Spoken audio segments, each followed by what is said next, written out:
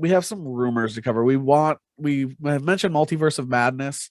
It's still around the corner. It's going to be huge. There's going to be Multiverse of Madness news probably until Multiverse of Madness comes out. So right. Just much like Spider-Man news until Spider-Man came out. And part of that is because like we've mentioned, every time we talk about Multiverse of Madness, they're going to tell you 400 people, a bunch of different actors, all playing a bunch of different characters. They're going to tell you every person that's in this movie but they're also going to tell you a bunch of people that aren't in this movie so that you don't know which ones are real and which ones aren't. So they're going to tell you that the guys from the 70s, the movies from the 70s are in it. Lou Ferrigno is going to be in there. That Lou Ferrigno is going to be in there. Then they're also going to tell you Eric Bana's in there, but maybe only one of those two. Like that sort of thing, for example. Some of the news that we heard, the first thing, I'm going to skip the first one and then go to that next. The first thing is apparently, because this just came out, a multiversal version of Wolverine is supposed to appear. I take that as not Hugh Jackman. Let me just say something. There's a certain actor that you are very fond of that has been linked to this role that is looking huge right now. Which one? Because there's three actors that I thought could play this role. He's a singer, Mr. Edgerton. Yeah, Taron. He's looking big right now. Well, he's ripped. Huge, he's always been ripped, dude. He's ripped. Yeah, no, he's looking like big, but big. Big. And he's like 5'9". He might even be shorter than that.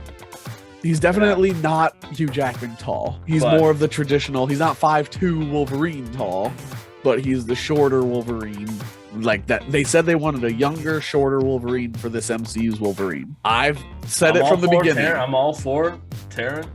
Let's see, Taron Egerton, Shia. I don't think they'll do Shia after the whole. Yeah, they're not gonna do Shia, but like he did look good in the thing. If they're not gonna hire Johnny Depp for Pirates of the Caribbean, they're not hiring Shia LaBeouf. Zac Efron, Daniel Radcliffe. Yeah. Daniel Radcliffe. I don't think Daniel Radcliffe's gonna do it. Scott Eastwood.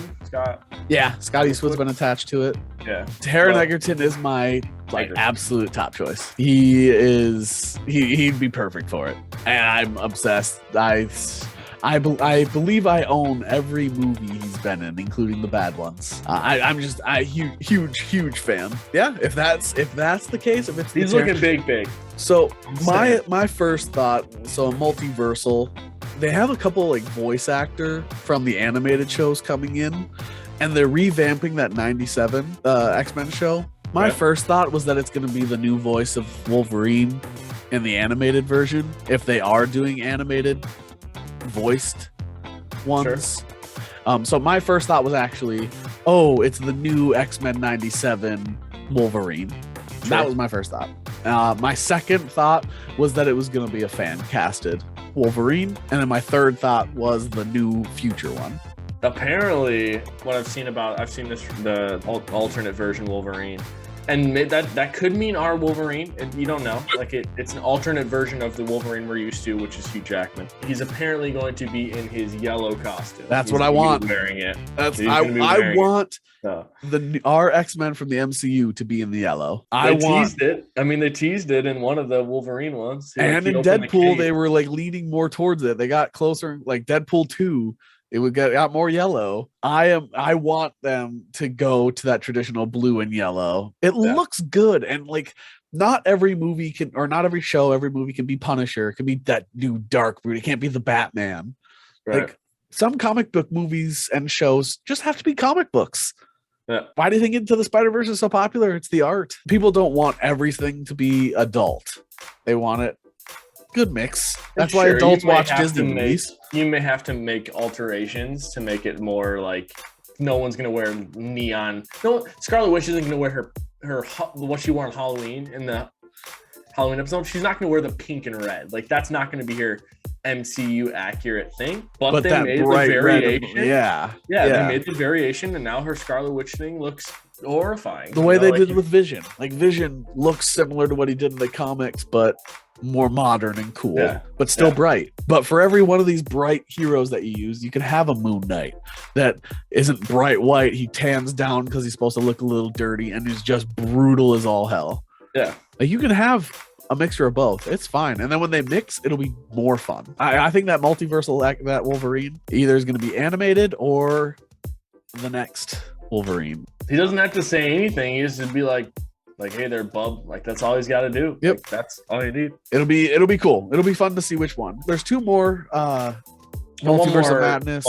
I got one more too. So we got 3 more total potential castings for Multiverse of Madness. The first one, so we talked about Clea. She is the daughter of Dormammu or Mephisto. Is it niece? Niece of Dormammu. Thank you. I couldn't remember if it was daughter Mephisto of or Umar. Dormammu. Yeah, so niece of Dormammu and love interest of Doctor Strange. So she would be replaced because Rachel McAdams was shown in the trailers. She'll be in this movie. But Clea is like the love interest of Doctor Strange. Yeah. You know, she's the niece of Dormammu. She's from the Dark Dimension. Dimensional travel. Dark Dimension is where she's been. Like, that's her forte. Yeah. And the rumor is that Clea is going to be played by Emma Watson. So, first thing is, I don't think this is true. Emma Watson said she is retired from acting like a year or 2 ago, maybe more. This is a 10+ year role. This is a role, like, unless she plans to come back out of retirement to remove herself from maybe she like did that whole Harry Potter revamp. It was like, oh, I miss this world. Yeah. I'm sick of politics. I miss this. Like, maybe she decided, I want to remove Hermione from my past. I took my break. I'm going to come back. I'm going to be remembered as a Marvel actor now. Sure.